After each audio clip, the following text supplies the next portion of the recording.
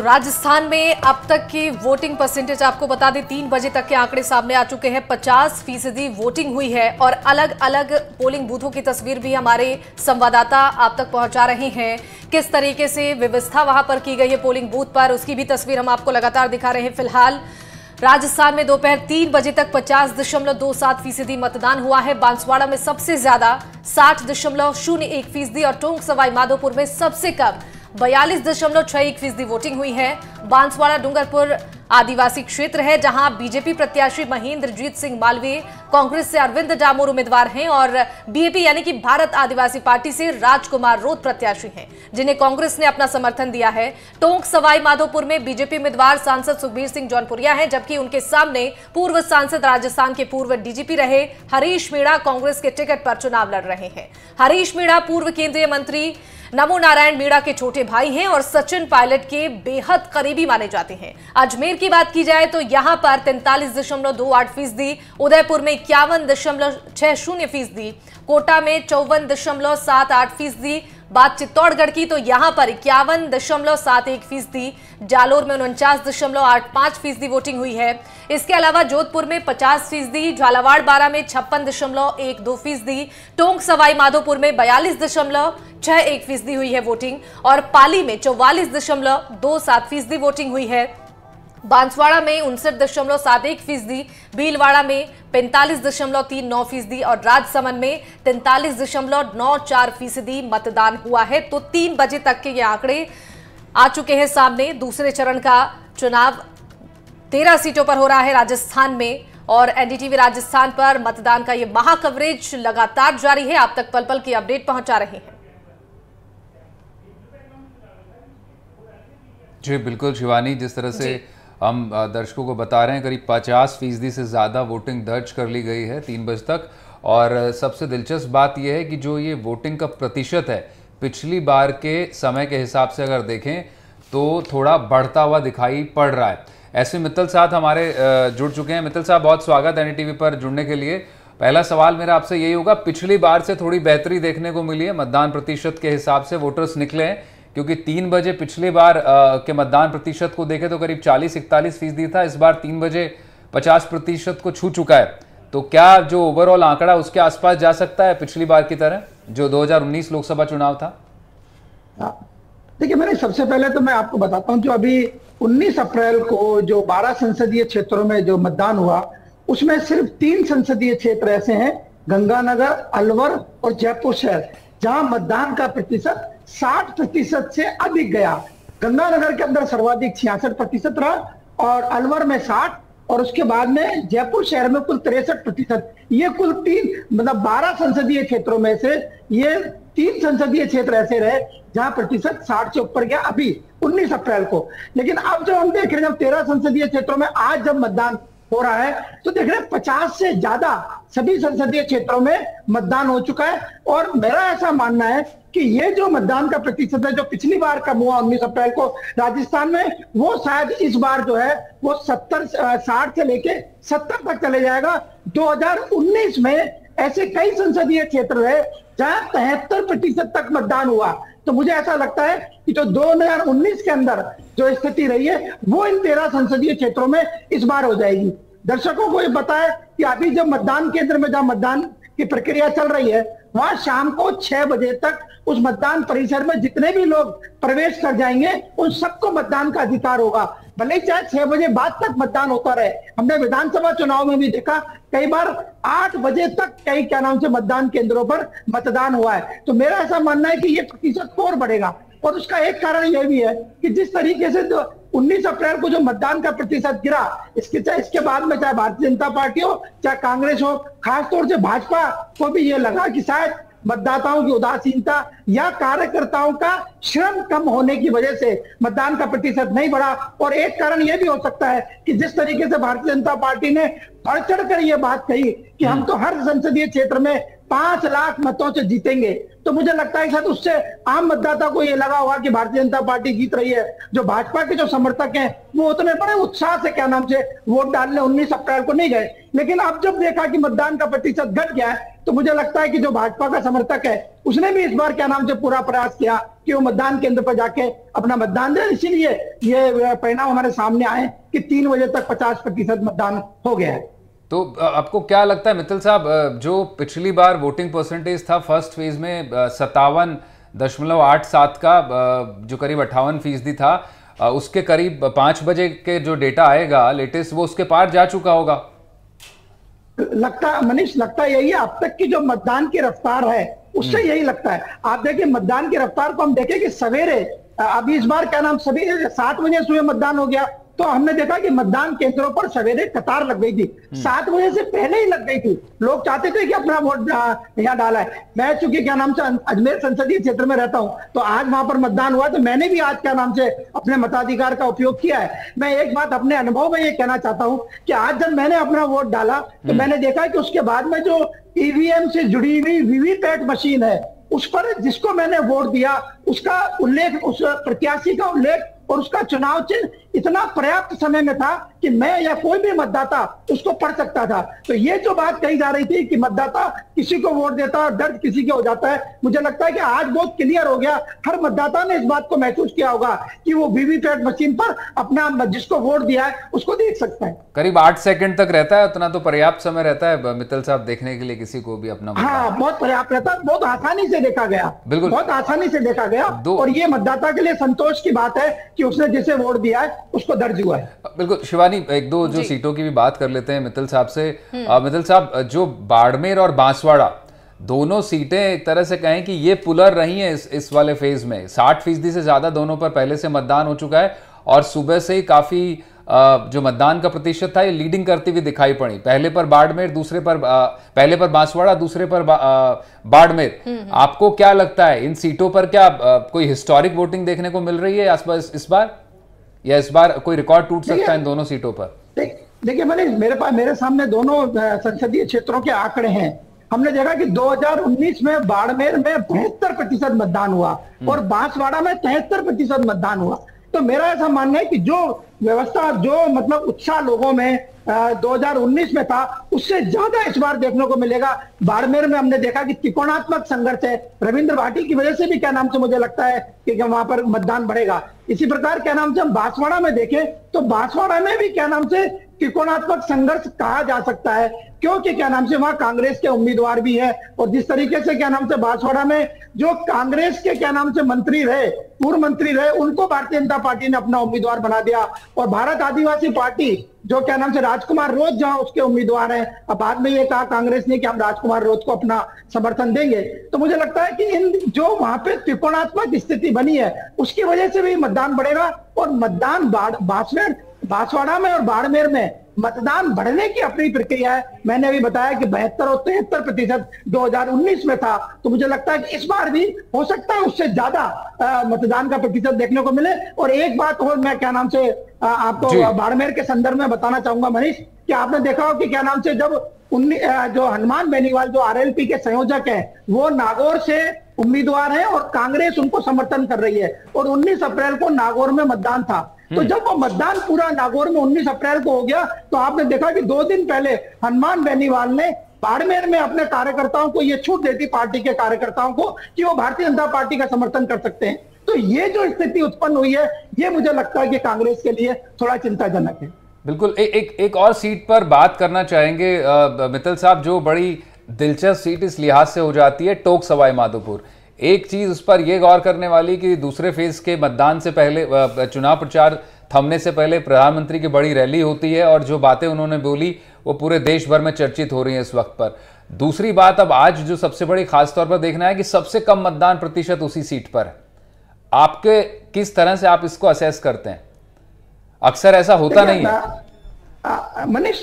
जो 2019 का जो आंकड़ा है वो वहां पर आप देखिए 63% मतदान हुआ था, मतलब 2019 में भी कोई बड़े पैमाने पे वहां मतदान नहीं हुआ और जो जीत का मार्जिन है वो भी कम रहा था। आपको ध्यान हो कि जौनपुरिया अभी क्या नाम से लगातार तीसरी बार चुनाव लड़ रहे हैं और 6,44,000 वोट उनको 2019 में मिले थे और जो कांग्रेस के प्रत्याशी थे उनको क्या नाम से 5,33,000। तो हम देखते हैं कि वहां पे मतदान का प्रतिशत भी कम था और जो भारतीय जनता पार्टी का जीत का जो अंतर है वो भी कम था। लेकिन ये बात सही है कि इस बार क्या नाम से कांग्रेस ने हरीश मीणा को अपना उम्मीदवार बनाया और हरीश मीणा ऑलरेडी वहां पे अभी इस वक्त भी देवली उनियारा से कांग्रेस के विधायक हैं, राजस्थान के लंबे समय तक डीजीपी रह चुके हैं। पहले वो कांग्रेस से क्या नाम से, पहले वो भारतीय जनता पार्टी से दौसा से सांसद भी रहे। और जौनपुरिया, इसमें कोई दो राय नहीं है कि जौनपुरिया लगातार अपने संसदीय क्षेत्र टोंक सवाई माधोपुर, ये दो क्या नाम से जिलों को मिलके एक संसदीय क्षेत्र मिला है टोंक सवाई माधोपुर का।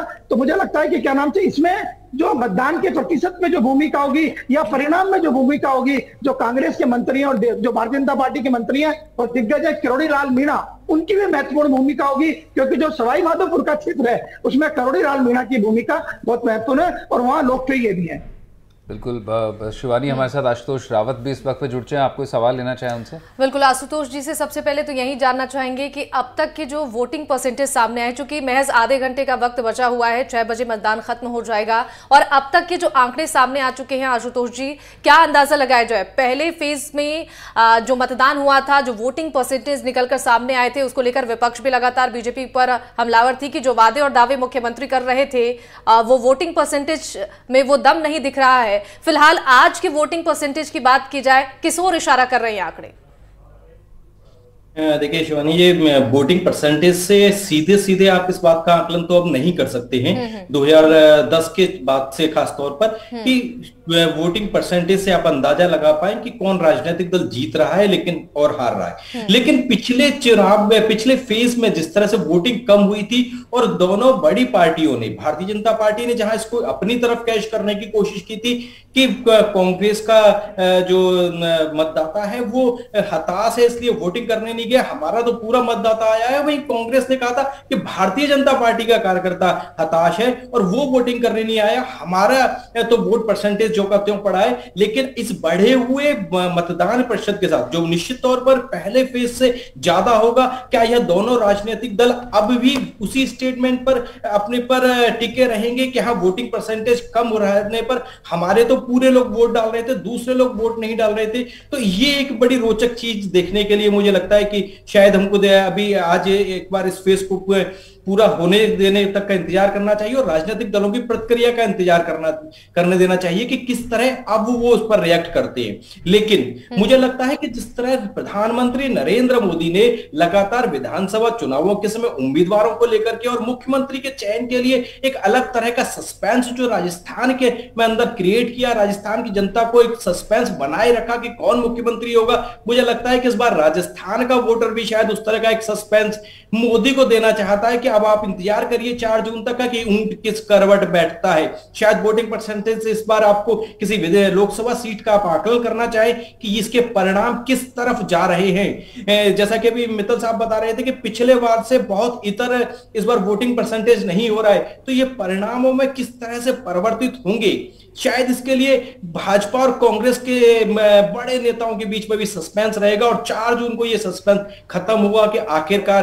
भाजपा ने हैट्रिक मारी या एक बड़ी कामयाबी राजस्थान के अंदर कांग्रेस ने भी। बिल्कुल आशुतोष, अब काफी सस्पेंस भरा इलेक्शन फिलहाल दूसरे चरण तक दिखाई पड़ रहा है, क्योंकि जो ग्राउंड पर चुनाव से पहले एक तरफा इलेक्शन लड़ रहा था वो अब मतदान के बाद जो प्रतिशत आ रहे हैं उसमें कहीं ना कहीं बड़ा कंफ्यूजन पैदा हो गया है, बड़ा रहस्य पैदा हो गया, जिसका आप भी जिक्र कर रहे हैं कि बीजेपी जिस तरह से आखिरी समय तक पत्ते नहीं खोलती है, वैसे इस बार मतदाता भी हो सकता है आखिरी समय तक सस्पेंस हो कि किस ओर राजस्थान में ऊंट बैठने जा रहा है, किस करवट। मित्तल साहब, जिस तरह से आपसे भी पहले बात कर रहे थे 2019 के वीज़ावी 2024 को लेकर, आपको क्या लगता है अगर हिंदी हार्टलैंड की बात करें, ये थोड़ा ऑब्जर्व किया दो फेजेस के बाद मतदान प्रतिशत काफी कम रहा है, वहीं नॉर्थ ईस्ट में मतदान प्रतिशत बहुत अच्छा रहा है, पश्चिम बंगाल की बात कर लें, असम की बात कर लीजिए, त्रिपुरा, मेघालय की बात कर लीजिए, मतदान प्रतिशत बहुत हाई है।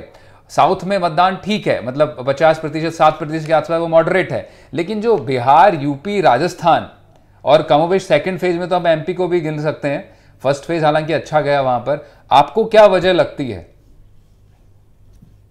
देखिए, मुझे ऐसा लगता है कि क्या नाम से जिस तरीके से भारतीय जनता पार्टी ने पहले चरण के दौरान जिस तरीके से अपना प्रचार प्रसार किया और जिस तरीके से ये हवा बनाने की कोशिश की कि भारतीय जनता पार्टी के तो उम्मीदवार जीत गए, तो मुझे लगता है कि जो क्या नाम से जो वोटर था, जो भारतीय जनता पार्टी का वोटर था, वो शायद मतदान केंद्र तक उतने उत्साह से नहीं गया जितना उसे जाना था, क्योंकि उसे ये लगा कि जीत तो रहे हैं। अब जब आप ये दावा कर रहे हैं कि हम तो एक सीट पर 5 लाख मतों से जीतेंगे, तो फिर स्वाभाविक है कि जो आपका समर्थक वोटर है उसको लगता है यार जीत तो रहे, क्या बनने यदि एक वोट नहीं दिया तो उससे क्या फर्क पड़ेगा। लेकिन मैं मनीष यहाँ राजस्थान के संदर्भ में एक बात बताना चाहता हूँ कि जो 12 संसदीय क्षेत्रों में 19 अप्रैल को मतदान हुआ, उसमें भारतीय जनता पार्टी ने 9 संसदीय क्षेत्रों में अपने उम्मीदवार बदले, और आज जिन 13 संसदीय क्षेत्रों में मतदान हो रहा है वहां 5 संसदीय क्षेत्रों में भारतीय जनता पार्टी के उम्मीदवार बदले गए। तो एक हम ये भी कह सकते हैं कि चूंकि 19 अप्रैल को आपने 12 में से 9 में बदले, तो ऐसा लगता है कि शायद जो नया आपने वहां उम्मीदवार बनाया, जो नए चेहरे को वहां पे उतारा, वो शायद उतनी मेहनत नहीं कर पाया होगा। इसलिए उसमें उसका एक मतदान के प्रतिशत होने का एक कारण ये भी हो सकता है। इसी प्रकार हम क्या नाम से कांग्रेस की रणनीति का भी देखें तो मनीष साहब देखिए कि क्या नाम से जो जालोर संसदीय क्षेत्र सीट जो हॉट सीट बनी हुई है, जहां मुख्यमंत्री जी, पूर्व मुख्यमंत्री जी के पुत्र वैभव गहलोत चुनाव लड़ रहे हैं, आप देखिए कि वहां पर सचिन पायलट जो है वो चुनाव प्रचार करने नहीं गए। तो इससे अंदाजा लगाया जा सकता है कि कांग्रेस में जिस एकजुटता के साथ में चुनाव को लड़ा जाना चाहिए था, शायद उतनी एकजुटता से नहीं लड़ा गया। सचिन पायलट का ये कहना कि मैंने तो कहा था कि क्या नाम से मैं जालोर सिरोही चुनाव प्रचार के लिए जाना चाहता हूं, लेकिन वहां मुझे बुलाया ही नहीं गया। तो इससे आप अंदाजा लगाया जा सकता है कि जो कांग्रेस की स्थिति है वो कैसी रही होगी पूरे चुनाव की तैयारियों को लेकर। बिल्कुल आपने सही जिक्र किया, जालौर सीट पर 50% भी मतदान नहीं हुआ है, करीब 50% के आसपास ही है, और दूसरी सीट झालावाड़ 56% के आसपास मतदान हुआ। आप सचिन की जिक्र कर रहे थे, मित्तल साहब की पायलट कह रहे थे कि मुझे भी याद है उन्होंने स्टेटमेंट दिया था कि मुझे चाहेंगे तो मैं अशोक गहलोत के बेटे के लिए प्रचार करने को तैयार हूं।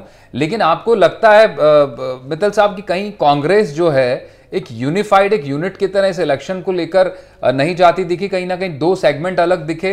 एक कांग्रेस में अशोक गहलोत अपनी लड़ाई लड़ रहे हैं, सचिन पायलट अपने प्रत्याशियों के लिए प्रचार कर रहे हैं, और बीजेपी के हाथ में जो है कमान सेंट्रल लीडरशिप के पास में रहती है। कमोबेश अब एक तरह से कहें कि सीएम भजनलाल शर्मा अपनी कैपेसिटी में जो प्रचार कर पाए वो कर पाए। तो जो सियासी गर्मी जो दिखाई पड़नी चाहिए थी, जो राजस्थान तो खासतौर पर गर्मी और तपिश के लिए जाना जाता है, वो प्रचार से पहले थोड़ी कमजोर दिखाई दी।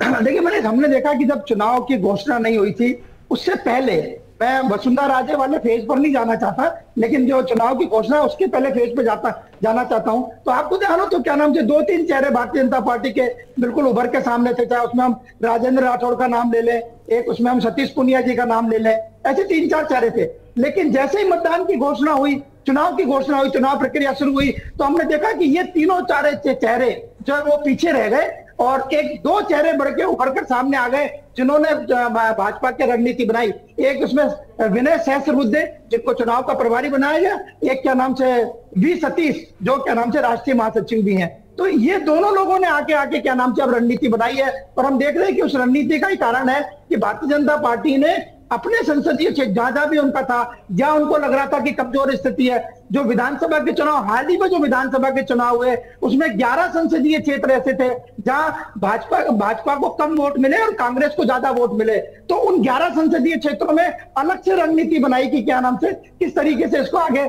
बढ़ाया जा सकता है। लेकिन जहां तक सचिन पायलट की बात को हम देख रहे हैं कि सचिन पायलट के और जो अशोक गहलोत के बीच में जो तालमेल होना चाहिए था वो तालमेल नहीं हुआ। इसीलिए आप देखिए 25 में से 3 सीटें राजस्थान में, 25 में से 3 सीटें कांग्रेस ने क्या नाम से समझौते में दे दी, सीकर दे दी, अलवर दे दी, बांसवाड़ा दे दी। और सीकर में तो देखो कांग्रेस की बड़ी अजीब सी स्थिति है। सीकर में कांग्रेस ये कहती है कि हम वाम दल को जिताएंगे, लेकिन वहीं केरल के अंदर, वायनाड के अंदर हम देखते हैं कि जो वाम दल है वो राहुल गांधी को हराने में लगा हुआ है। तो लगता है कि जो कांग्रेस की जो रणनीति रही है, मुझे लगता है वो भी कहीं क्या नाम से कमजोर रणनीति रही है, मतदाताओं के सामने असमंजस की स्थिति रही है। जिस तरीके से आपने नागौर में आपने बेनीवाल को क्या नाम से समर्थन दिया, और जिस तरीके से उम्मीदवार बनने के बाद कांग्रेस समर्थन का उम्मीदवार बनने के बाद बेनीवाल का ये कहना कि कांग्रेस के लोग मेरी जगह, कांग्रेस की जगह क्या नाम से भारतीय जनता पार्टी का प्रचार कर रहे हैं, तो इससे भी लगता है कि जो कांग्रेस की जो रणनीति है वो कमजोर है। ठीक है, इस रणनीति पर आगे भी चर्चा करेंगे। आप दोनों मेहमान हमारे साथ बने रहेगा। एक छोटे से ब्रेक के लिए यहाँ पर रुक रहे हैं, फौरन लौटेंगे। और हमारे साथ हमारे सहयोगी मनीष हैं और दो मेहमान भी हमारे साथ लगातार बने हुए हैं, एसपी मित्तल साहब और आशुतोष रावत जी हमारे साथ हैं। और जैसा कि हम चर्चा कर रहे थे, एसपी मित्तल साहब बता रहे थे किस तरीके से दोनों पार्टियों ने रणनीति बनाई है और इस बार जो एक्सपेरिमेंट किया गया है दोनों पार्टियों की तरफ से उम्मीदवारों को चुनावी मैदान में उतारने के लिए। आशुतोष जी से समझते हैं कि इसका कितना असर पड़ सकता है और अभी तक की जो वोटिंग परसेंटेज पहले चरण में हमने देखा और दूसरे चरण के जो अब तक के आंकड़े सामने आए हैं, इसका कितना असर? देखिए, निश्चित तौर पर भारतीय जनता पार्टी ने एक चीज शिवानी यहाँ ध्यान देने वाली बात यह है कि भारतीय जनता पार्टी ने अपना इलेक्शन कैंपेन जो लोकसभा चुनाव के लिए था वो लगभग जनवरी से शुरू कर दिया था। उन्होंने उस समय से कैंडिडेट्स के नाम की लिस्ट को लेकर के डिस्कशन शुरू कर दिया था, फील्ड में सर्वे शुरू कर दिए थे। तो भारतीय जनता पार्टी ने अपनी प्लानिंग बहुत लंबे समय से कर दी थी। पिछले 3 महीने पहले से उन्होंने चुनाव की तैयारियां शुरू कर दी थी। वहीं कांग्रेस की अगर बात करें तो कांग्रेस हमको विधानसभा चुनाव में भी अशोक गहलोत और सचिन पायलट खेमे में बटी हुई नजर आई, वो एकजुट नजर नहीं आए। और जिस तरह से कांग्रेस पूरे, आप अगर उत्तर भारत की बात करें, मैं केवल राजस्थान की बात नहीं कर रहा हूं, पूरे उत्तर भारत में जिस तरह से कांग्रेस बिखरी हुई है, लेकिन उसके बावजूद जिस तरह के विधानसभा के चुनाव के परिणाम आई, जिस तरह सरकार के खिलाफ इतना माहौल अशोक गहलोत सरकार के खिलाफ था, उसके बावजूद भी वो 69 सीटें राजस्थान में जीत करके आए। तो ये बात आपको माननी पड़ेगी कि पार्टी के स्तर पर कांग्रेस भले ही राजस्थान में कमजोर हो, लेकिन राजस्थान में भी पार्टी के पास, कांग्रेस के पास एक कैडर वोटर है जो उसको जाता है। यहां मुझे लगता है कि पहले फेज में भारतीय जनता पार्टी ने इसको इग्नोर करने की कोशिश की। उनको लगता था कि हम 400 सीटें में प्राप्त कर रहे हैं देश भर में, राजस्थान में 25 की 25 सीटें मिलने वाली हैं, 5 लाख से ज्यादा मार्जिन से हम जीतने वाले हैं, इसलिए उन्होंने ढील दे दी। मुझे नहीं लगता है कि पहले चरण में ढील कांग्रेस की तरफ से दी गई, क्योंकि कांग्रेस तो इस पूरे चुनाव में कहीं पार्टी के तौर पर आपको लड़ती हुई नजर ही नहीं आई। या उम्मीदवार लड़ रहे हैं या उनके क्षेत्र की जनता लड़ रही है। वहीं भारतीय जनता पार्टी एक ऑर्गेनाइज्ड वे में इस चुनाव को लड़ रही है। विनय सहस्त्रबुद्धे यहां पर खुद प्लानिंग करने के लिए आए हैं, जो पार्टी के वाइस प्रेसिडेंट हैं। और जिस तरह से भारतीय जनता पार्टी ने पन्ना प्रमुख की जो उनका पीपी मॉडल है, उसको पहले फेज में भी लागू करने की बात की थी कि हर एक पन्ना प्रमुख की जिम्मेदारी है कि एक वोट पड़े। साथ में उन्होंने ये प्लानिंग की थी कि धारा 370 जिस तरीके से हमने देश भर में से कश्मीर से हटाई है, उसी तरह हर एक बूथ पर 370 वोट इस बार भारतीय जनता पार्टी के बढ़ने चाहिए। तो उतनी बड़ी प्लानिंग करने के बावजूद अगर भारतीय जनता पार्टी पहले फेज में वोटिंग परसेंटेज नहीं बढ़ा पाई है, तो मुझे लगता है कि चिंता का विषय भारतीय जनता पार्टी के लिए ज्यादा है। मुझे नहीं लगता कि यह तमाम परिस्थितियों को जिनको हम एनालिसिस कर रहे हैं, उससे कांग्रेस कुछ खोने की स्थिति में, क्योंकि कांग्रेस के पास तो अभी भी 0 सीट है। वो पिछले 2 बार से यहां पर 0 सीटों के साथ में राजस्थान के अंदर आ रहे हैं। तो अगर वो उनको इस बार भी 0 मिलती है तो उनके लिए यह कोई बड़ी हार नहीं होगी। लेकिन भारतीय जनता पार्टी जैसा कि पिछले 2 बार से क्लीन स्वीप कर रही है, ऐसे में अगर एक सीट भी लूज करती है और अपने ऑर्गेनाइजेशन स्ट्रक्चर के काम नहीं करने की वजह से करती है, क्योंकि मोदी का चेहरा अभी भी जनता के सामने एक बड़ा फैक्टर है जिसको देख करके लोग वोट देने जा रहे हैं। अगर यहां कोई भी प्रत्याशी भारतीय जनता पार्टी का हारता है तो यह पार्टी के संगठनात्मक स्ट्रक्चर की बहुत बड़ा फॉल्ट होगा, जिस वजह से जी आशुतोष जी, इस बीच खबर दर्शकों को बता देते हैं। शाम 5 बजे तक के वोटिंग का परसेंटेज आ गया है 59.19% यानी 60% से कम मतदान 5 बजे तक रिकॉर्ड किया गया है। और सबसे ज्यादा जो पोलिंग दर्ज की गई है वो दर्ज की गई है बाड़मेर सीट पर, करीब 69.79 यानी 69.779% यहां पर पोलिंग दर्ज की गई है मित्तल साहब। और दूसरे पर जो पायदान पर रहा है पोलिंग में, उसके हिसाब से बांसवाड़ा है, जहां करीब 68.71 68.71 शिवानी वोटिंग परसेंटेज वहां पर रहा है।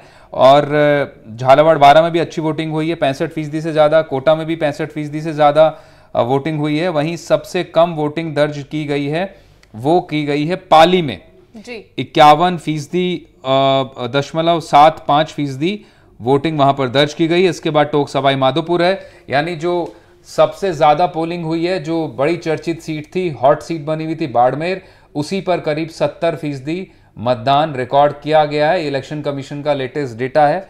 5 बजे तक का। जी शिवानी।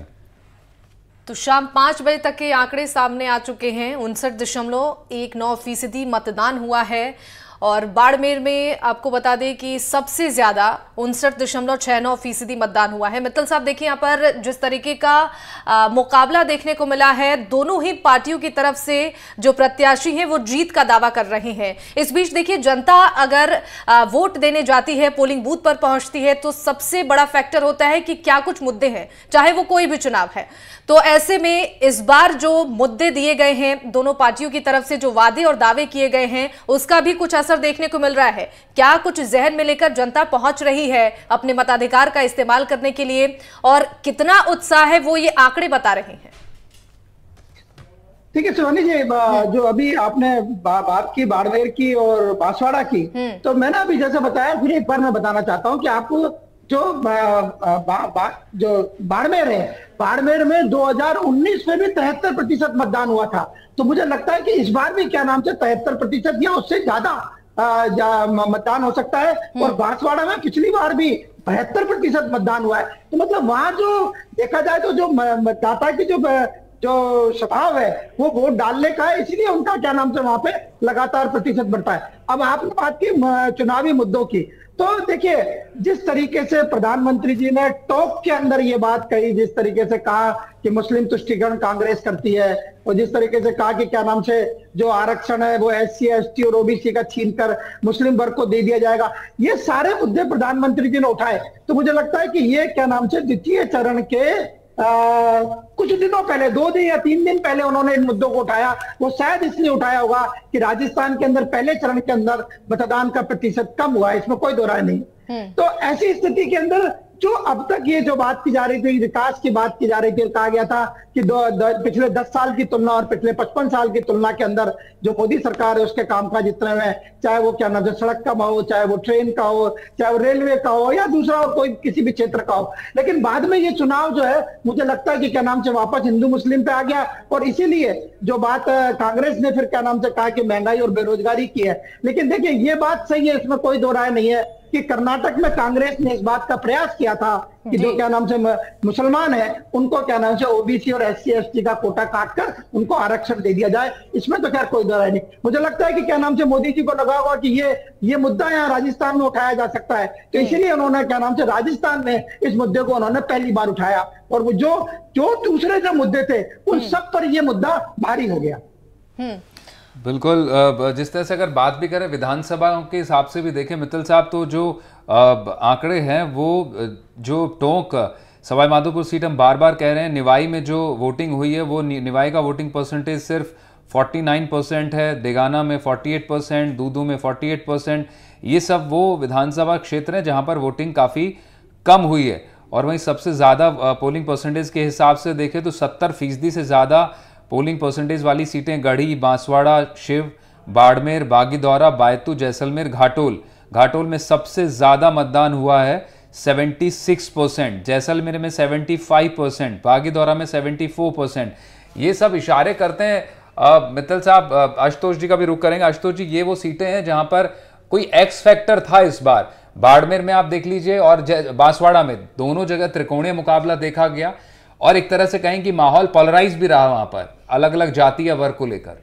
उसी का रिफ्लेक्शन है वो पोलिंग परसेंटेज। बिल्कुल। देखिए हम सब लोग एक चीज मनीष जी बहुत अच्छे तरीके से समझते हैं और जानते हैं कि एक वर्ग विशेष का जहां वोटर होता है वहां वोटिंग परसेंटेज स्वाभाविक तौर पर ज्यादा रहता है। बाड़मेर में भी जो मुस्लिम मतदाता है वो काफी संख्या में है, लगभग 2 लाख से ज्यादा मुस्लिम मतदाता है। तो मुस्लिम मतदाता अपने वोट को लेकर के, अपने वोट के अधिकार को लेकर के हमको हमेशा से जागरूक मिला है, वो वोट करने से पीछे नहीं हटता है। वहीं हमने अक्सर एक चीज देखी है कि हिंदू मतदाता के अंदर एक अलग तरह का, या कहें आप उसको थोड़ा सा फाइनेंशियल उससे भी जोड़ सकते हैं कि मिडिल क्लास और अपर मिडिल क्लास के अंदर एक अलग सा हमको हमेशा एक चुनाव के प्रति रुझान नजर आता है कि ठीक है जरूरत हुई तो डाल लेंगे, नहीं तो बहुत ज्यादा जरूरी हमारे लिए वोट डालना नहीं है। तो बढ़ा हुआ वोट परसेंटेज हमको जो ये मुस्लिम क्षेत्र है, हालांकि टॉक्स सवाई माधोपुर सीट पर इस चीज का अपवाद हमको देखने के लिए मिल रहा है कि यहाँ भी मुस्लिम मतदाता अच्छी खासी संख्या में है, लेकिन उसके बावजूद भी वोट परसेंटेज कम देखने के लिए मिल रहा है। तो कुल मिलाकर के मैंने अपनी बात शुरू करने समय भी मनीष जी ने कहा था कि अब केवल वोटिंग परसेंटेज से आप किसी सीट के परिणाम का अनुमान बहुत ज्यादा नहीं लगा सकते हैं, लेकिन जहां पर त्रिकोणीय मुकाबले हैं, जहां भारतीय जनता पार्टी और कांग्रेस अच्छे से मुकाबला कर रही है और साथ में कोई तीसरा फैक्टर भी काम कर रहा है, वहां पर वोटिंग परसेंटेज पहले भी ज्यादा रहा है और इस बार भी हमको देखने के लिए ज्यादा मिल रहा है। चाहे वो बांसवाड़ा की सीट हो 68%, क्योंकि अगर आप बाड़मेर में कहें तो वहां पिछली बार भी वोट परसेंटेज ज्यादा था। आशुतोष जी आपके पास आएंगे, आपको यहाँ पर रोकना चाहूंगे। हमारे संवाददाता सोमू हमारे साथ जुड़ गए हैं, ताजा अपडेट बताएंगे। 5 बजे तक के जो आंकड़े सामने आए हैं, सोमू क्या अपडेट आपके पास? जी देखिए, 5 बजे तक के आंकड़े आ गए हैं और इसके मुताबिक सबसे अधिक बाड़मेर में पोलिंग हुई है और वहीं सबसे कम पोलिंग जो है वो पाली में हुई है। 5 बजे तक के आंकड़े बता रहे हैं कि 59.19% वोटिंग हुई है, यानी करीब 60%। देखिए, पाली जो सीट है वो सबसे बड़ी लोकसभा सीट है, वहां सबसे ज्यादा वोटर हैं, लेकिन वहां पर मतदान जो है अभी तक जो आंकड़े आए हैं उसके मुताबिक सबसे कम हुआ है। बाड़मेर हॉट सीट है और वहां पर मतदान जो है वो सबसे अधिक हुआ है।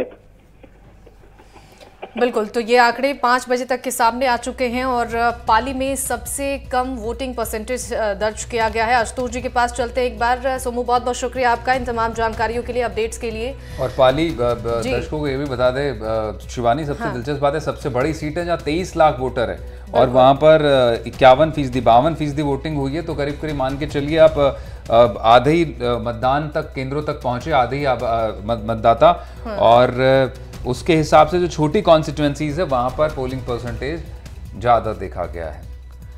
बिल्कुल, तो देखिए पाली में सबसे कम मतदान फीसदी दर्ज किया गया है। शाम 5 बजे तक के आंकड़े आ चुके हैं।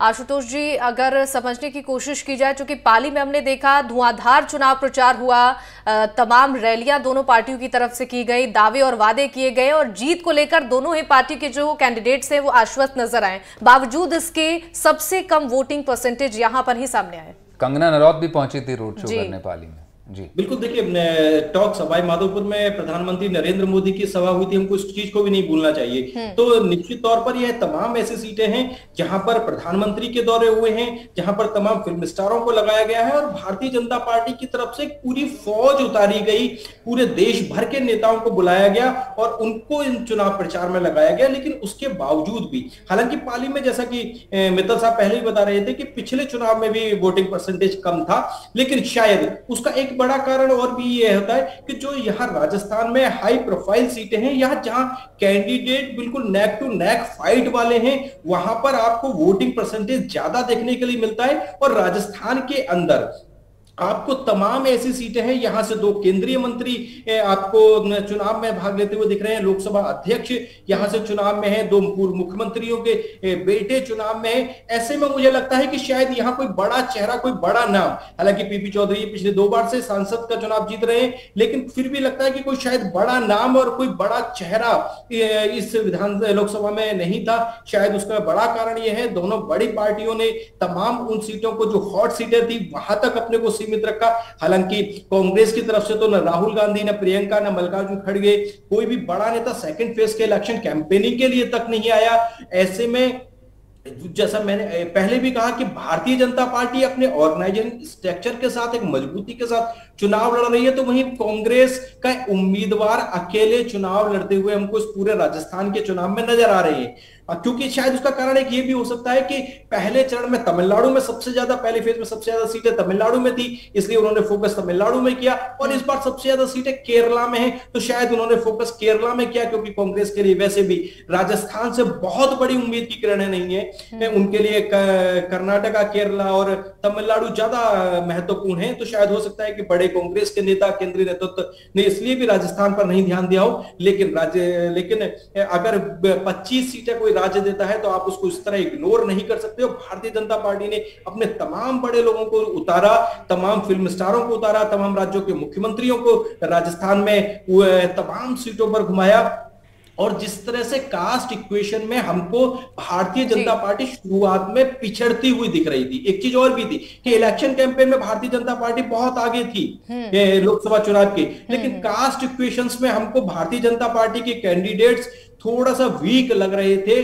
लेकिन चुनाव आते आते फाइनली वो आपको एक मजबूती के साथ खड़े हुए नजर आए और शायद 4 जून को जो परिणाम होंगे वो भी चौंकाने वाले होंगे। ठीक है, यहाँ पर मैं आपको रोकना चाहूंगी। और 13 सीटों पर जो मतदान हो रहा है उसके आंकड़े 5 बजे तक के सामने आ चुके हैं। चित्तौड़गढ़ में 61.81% मतदान हुआ है, जालोर में 57.75% मतदान हुआ है। दर्शकों को अपडेट कर दें कि जोधपुर में 58.35% मतदान हुआ है, झालावाड़ 12 में 65.23%, टोंक सवाई माधोपुर जिसकी हम बात भी कर रहे थे यहाँ पर 51.92% मतदान हुआ है, बांसवाड़ा में 68.71%, भीलवाड़ा में 54.67% मतदान हुआ है और राजसमंद में 52.17% मतदान दर्ज किया गया है। राजस्थान में शाम 5 बजे तक के ये आंकड़े हैं, जहां बाड़मेर में सबसे ज्यादा 69.79% मतदान हुआ है, पाली में सबसे कम 51.75%, कोटा में 65.38% मतदान हुआ है,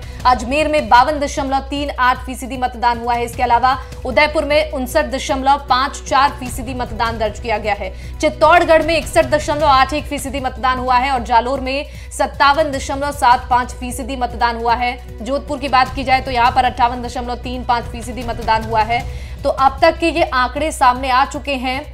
टोंक सवाई माधोपुर में 51.92% मतदान दर्ज किया गया है, बांसवाड़ा में 68.71% मतदान दर्ज किया गया है। तो ये बड़ी खबर है और ये बड़ा अपडेट शाम 5 बजे तक के ये आंकड़े सामने आ चुके हैं। लगातार आपकी टीवी स्क्रीन पर हम दिखा रहे हैं, राजस्थान में शाम 5 बजे तक 59.19% मतदान दर्ज किया गया है।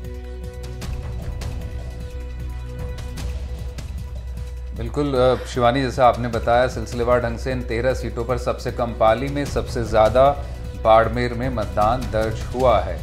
वहीं बाकी सीटों पर देखें तो झालावाड़ में करीब 65% मतदान हुआ है, चित्तौड़गढ़ करीब 62% मतदान हुआ है और अभी आखिरी घंटा एक तरह से कहें, जैसे आपने पहले भी जिक्र किया है, वो चल रहा है, जिसमें अब जो वोटर्स होंगे वो इस परसेंटेज को बढ़ाने में निर्णायक होंगे। मित्तल साहब, आप जहां से इलाके से आते हैं वहां की बात कर लेते हैं। जयपुर के आसपास जितने भी इलाके रहे, टोंक सवाई माधोपुर काफ़ी कम मतदान दर्ज किया गया है और वहीं पर अजमेर की बात कर लेते हैं, करीब 52%। करेक्ट कीजिएगा आपके पास अगर लेटेस्ट डेटा हो तो। अजमेर को लेकर अगर बात करें तो किस तरह से आप उस सीट को देख रहे हैं, क्योंकि बड़ी दिलचस्प इस लिहाज से सीट थी। बीजेपी वहां से सांसद को विधायक का चुनाव लड़ाती है, हार जाते हैं, फिर सांसद का टिकट दे देती है। मनीष, सवाल मेरे से है? जी जी जी, देखिए, इसमें कोई दोहराई नहीं है कि मतदान जो है वो अजमेर में हुआ है और हम देख रहे हैं कि जो पिछली बार जो मतदान था 2019 में वो 67% था। मुझे लगता है कि हो सकता है इससे भी कम क्या नाम से इस बार है। स्वाभाविक है, ये जो भागीरथ चौधरी जो है जो भारतीय जनता पार्टी के हैं और रामचंद्र चौधरी जो अजमेर डीडी के अध्यक्ष है वो कांग्रेस के उम्मीदवार है। लेकिन जितनी मुस्तैदी से ये कहा जाए कि चुनाव लड़ने की बात होनी चाहिए, शायद दोनों उम्मीदवारों से और जिस तरीके से भारतीय जनता पार्टी दावा करती है कि उसके बाद वो पन्ना प्रमुख है। पन्ना प्रमुख का मतलब ये है मनीष कि मुश्किल से 20-25 मतदाताओं पर एक उनका कोई प्रतिनिधि। लेकिन मुझे नहीं लगता, क्योंकि मैं अजमेर संसदीय क्षेत्र में रहता हूँ, मुझे नहीं लगता कि क्या नाम से अजमेर में किसी मतदाता से किसी पार्टी के कार्यकर्ता ने कोई संपर्क किया या ये कि उनके घर जाके ये कहा कि आप वोट डालें। जहां तक क्या नाम से मतदान पर्चियों का सवाल है, इसमें जो निर्वाचन आयोग की निर्वाचन विभाग की जो पर्चियां हैं वो पूरी निष्ठा के साथ में क्या नाम से घर घर तक पहुंची है। लेकिन भारतीय जनता पार्टी और कांग्रेस की मतदाता पर्ची होती है तो मुझे लगता है कि बहुत कम स्थानों में पहुंची है। कांग्रेस की स्थिति तो उससे भी कमजोर रही है, भारतीय जनता पार्टी के पिछड़ों पर क्या नाम से पहुंची। लेकिन चाहे वो वार्ड का पार्षद हो, चाहे वो क्या नाम से गांव का सरपंच हो, लेकिन उनकी ओर से ऐसा कोई प्रयास नहीं किया गया कि वो जाके मतदाता से अपील करें कि वो वोट देने आए। जबकि आमतौर पर ये माना जाता है कि लोकतंत्र की पहली सीढ़ी जो है वो क्या नाम से पार्षद और सरपंच की होती है। जब भी चुनाव होता है तो इन दोनों ही क्या नाम से जनप्रतिनिधियों का दायित्व होता है कि वो अपने अपने क्षेत्र के मतदाताओं से संपर्क करें। लेकिन मुझे अजमेर में क्या नाम से ये स्थिति नहीं देखने को मिली और मुझे लगता है और भी संसदीय क्षेत्रों में यही स्थिति क्या नाम से हमको देखने को मिलेगी। एक ये जो मनीष और शिवानी, मैं यहाँ जालोर सिरोही वाला है, उस पर एक बार वापस आना चाहता हूँ। आपको ध्यान हो कि जालोर सिरोही से क्या नाम थे, उनके पुत्र वैभव गहलोत की बात थे। इसमें कोई दो राय नहीं कि जितनी भी राजनीतिक ताकत अशोक गहलोत आपको हो सकती है, वो सारी की सारी चीज क्या नाम है संसदीय क्षेत्र में झोंक दी गई। लेकिन उसके बावजूद भी जो अभी आपने बताया कि वहां अभी तक 57% मतदान हुआ है, तो उससे ऐसा लगता है कि जो मेहनत अशोक गहलोत साहब ने की, उसके परिणाम हमको क्या नाम से मतदान के दौरान देखने को नहीं। बिल्कुल बिल्कुल ठीक है, एक बार आशुतोष जी के पास चलते हैं और एक बार फिर से मैं टोंक सवाई माधोपुर सीट की अगर बात करूं तो कहीं ना कहीं देखने को मिला है भारतीय जनता पार्टी के पास चेहरा प्रधानमंत्री नरेंद्र मोदी है। मुख्यमंत्री भजनलाल शर्मा को हमने देखा जमीनी स्तर पर जनता को साधने की पूरी कोशिश की उन्होंने, और बीजेपी में प्रधानमंत्री के चेहरे पर जो चुनाव लड़ने की बात कही जाती है और आरोप बीजेपी की तरफ से कांग्रेस पार्टी पर यह लगाया जाता है कि इनके पास कोई चेहरा नहीं है। और साफ तौर पर जैसा कि मनीष ने भी जिक्र किया कि दो खेमा इस बार देखने को मिला है, सचिन पायलट और अशोक गहलोत की ये दो खेमे, जिसका क्या असर इस बार देखने को मिल रहा है इस सीट की। अगर हम टोंक सवाई माधोपुर की बात कर रहे हैं तो यहां पर चेहरे का कितना असर देखने को मिला है? देखिए मैं शिवानी, ये पहली चीज तो भारतीय जनता पार्टी को मेरे हिसाब से जो भी वोट मिलेगा, वो चाहे particular talk Sawai Madhopur seat की बात हो, चाहे राजस्थान की तमाम सीटों की बात हो, या देश भर के अंदर भारतीय जनता पार्टी को जिस सीट पर वोट मिलेगा वो प्रधानमंत्री नरेंद्र मोदी के नाम पर मिलेगा, प्रधानमंत्री नरेंद्र मोदी के काम पर मिलेगा। इसमें किसी को कोई शक-ओ-शुबा नहीं होनी चाहिए। इस बार भारतीय जनता पार्टी के वोट पाने के पीछे और कोई फैक्टर नहीं है सिवाय नरेंद्र मोदी के। लेकिन टॉक सवाई माधोपुर कांग्रेस के लिए भी इसलिए महत्वपूर्ण हो जाती है क्योंकि यहां से सचिन पायलट का सीधा जुड़ाव रहा है। सचिन पायलट की वजह से यह सीट हरीश मीना, आप ये कहें कि हरीश मीना यहां से चुनाव लड़ रहे हैं, तो उसकी जगह अगर यहां कहें कि यहां सचिन पायलट की प्रतिष्ठा इस सीट पर दांव पर लगी हुई है तो शायद गलत नहीं होगा। सुखबीर जौनपुरिया का हालांकि इस क्षेत्र में विरोध था और उनको अंतिम समय तक लग रहा था कि टिकट नहीं मिलेगी, उनकी जगह कोई नया चेहरा भारतीय जनता पार्टी यहां देगी, क्योंकि उनके ऊपर हमेशा से आरोप लगते हैं कि वो हरियाणा के रहने वाले हैं, वो यहां के स्थानीय नहीं है, बाहरी होने का एक तमका उनके ऊपर लगा हुआ है। हालांकि वो 2 बार से जीत भी रहे, लेकिन उसके बावजूद भी भारतीय जनता पार्टी ने उनको टिकट दिया। तो यहां पर भारतीय जनता पार्टी के को तो जो वोट मिल रहा है वो नरेंद्र मोदी के नाम पर मिल रहा है, लेकिन हरीश मीना को भी अपने एक अलग तरह के व्यवहार के लिए इस क्षेत्र में जाना चाहता है। एक आईपीएस की भूमिका में जिस तरह से वो रहे, वो आज भी उसी भूमिका में उस क्षेत्र के अंदर जाने जाते हैं। इसलिए यहां प्रतिष्ठा दांव पर लगी हुई है सचिन पायलट की। और सचिन पायलट के बारे में इन लोकसभा चुनाव में खासतौर पर हमने एक माहौल देखा कि यहां गुटबाजी तो खत्म नहीं हुई। कांग्रेस जो 2 खेमों में पहले बटी हुई थी, अशोक गहलोत और सचिन पायलट, उसी खेमे में बटी हुई नजर आई। लेकिन फिर भी शायद सचिन पायलट को थोड़ा ज्यादा एज दिया गया, ज्यादा सीटों पर उनको कैंडिडेट फाइनल करने का अथॉरिटी दी गई। और ऐसे में अगर वो टॉक सवाई माधोपुर हो, दौसा सीट हो, अगर भरतपुर की सीट है, अगर अजमेर की सीट है, अगर इन सीटों पर वो कुछ करिश्मा नहीं कर पाते हैं तो मुझे लगता है कि शायद कांग्रेस को, नेतृत्व को एक बार फिर से सोचना पड़ेगा कि आखिरकार इन दोनों में से किसको ज्यादा पावर देनी है, या तीसरा विकल्प राजस्थान में कांग्रेस को कुछ तलाश करना पड़ेगा, क्योंकि यहां प्रतिष्ठा कांग्रेस के उम्मीदवारों के साथ में बहुत सारी सीटों पर सीधे सीधे गहलोत और पायलट की भी लगी हुई है। शिवानी, हाँ बिल्कुल ठीक है। तो जिस तरीके से अब तक के वोटिंग परसेंटेज सामने आ चुके हैं और अब तक की अपडेट भी अपने दर्शकों को दे रहे हैं, हमने तमाम सीटों पर मनीष चर्चा भी की कि आखिर किस सीट पर कौन सा फैक्टर काम किया है। और जिस तरीके से शाम 5 बजे तक के आंकड़े हैं, पहले चरण के मुताबिक दूसरे चरण में वोटिंग परसेंटेज में इजाफा भी देखने को मिला है, थोड़ा इंप्रूवमेंट कहा जाएगा शिवानी। और अब आखिरकार जो डेटा मुझे लगता है 7-8 बजे तक जो फाइनल डेटा आएगा, पहले फेज से जाहिर तौर पर ये मतदान आगे हो चुका है। लेकिन सबसे बड़ा सवाल वही होगा कि क्या जो एसपी मित्तल साहब से भी हम लगातार उठाते रहे, आशुतोष जी से भी, जो पिछली बार की पोलिंग परसेंटेज राजस्थान में थी, क्या ये उसको क्रॉस कर पाएगा? इस पर बड़ा सवालिया निशान होगा। बिल्कुल। फिलहाल आप दोनों का बहुत बहुत शुक्रिया हमारे साथ जुड़ने के लिए, और इसी के साथ इस बुलेटिन में फिलहाल के लिए बस इतना ही।